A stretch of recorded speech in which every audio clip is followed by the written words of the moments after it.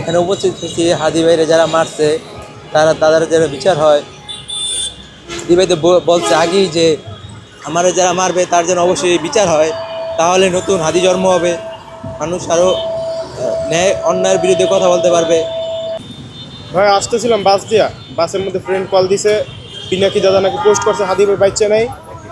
দেন শনি একটা যাইতেছিলাম, পথে মাঝখানে শাহবাগ বাচ্চা নেমে গেছি, বাসা যাওয়ার ভাই ইচ্ছা হইতেছিল ভাই। ইনকিলাব মঞ্চ আগেই পোস্ট করে জানাচ্ছিল আমাদেরকে যে হাদির যদি হত্যা হয় অথবা মৃত্যুর সংবাদ যদি আমরা শুনি তাহলে শাহবাগ মোড়ে যাতে উপস্থিত হয়, এই জন্য। আমি নয়াপল্টন থেকে আসছি। আমি যখন ওনার মৃত্যু সংবাদটা পাইছি, সর্বপ্রথম উজু করে এখন আমার মাথা ভিজে আমি 2 রাকাত নামাজ পড়ে তার জন্য দোয়া করে স্টেট এখানে চলে আসছি। একটাই উদ্দেশ্য, তার পরিবারকে সাপোর্ট দেয়া। আসলে মৃত্যু ফয়সালা তো জমিনে হয় না, মৃত্যু ফয়সালা আসমানে হয়, কিন্তু তারপরেও সেটা একটা উছিলা থাকে।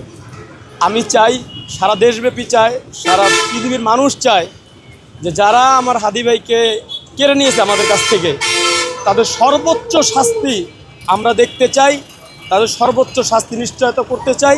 এবং তার পরিবার থেকে যে ঘোষণা দেওয়া হয়েছে যে এই শাহবাগে সবাইকে জড়ো হওয়ার জন্য, সেই কারণে আমি সর্বপ্রথম এখানে চলে আসছি। এটা আমার নৈতিকতা, এটা আমার দেশপ্রেম, এটা আমার হাদি ভাইয়ের প্রতি আমার ভালোবাসা। আর আমি সবাইকে জানাতে চাই একটা কথা, যে সর্বপ্রথম প্রত্যেকটা মানুষের উচিত তার মৃত্যুর খবর শুনে আল্লাহ পাকের কাছে দোয়া করা। কারণ মৃত্যুর পরে একটা মানুষের কবরে যদি কোনো কিছু ভালো জিনিস দেওয়ার থাকে, তার জন্য ভালো কিছু দেওয়ার থাকে, সেটা হচ্ছে তার জন্য মন খুলে দোয়া। আর এই দোয়াই সবার কাছে কামনা করি। আর এতটুকু বিশ্বাসী, আল্লাহ পাক তাকে জান্নাতের উচ্চ মাকাম দান করবেন এবং সে শহীদের রাস্তা পেয়েছেন ইনশাআল্লাহ, এতটুকুই আমাদের আশা। আর আমি সবাইকে বলবো যে তার পরিবারকে সবার পরিবার মনে করার জন্য, তার পরিবারকে সবার পরিবার মনে করছে। হাদি ভাইয়ের পরিবার সবার পরিবার, হাদি ভাই আমার ভাই, হাদি ভাই সবার ভাই।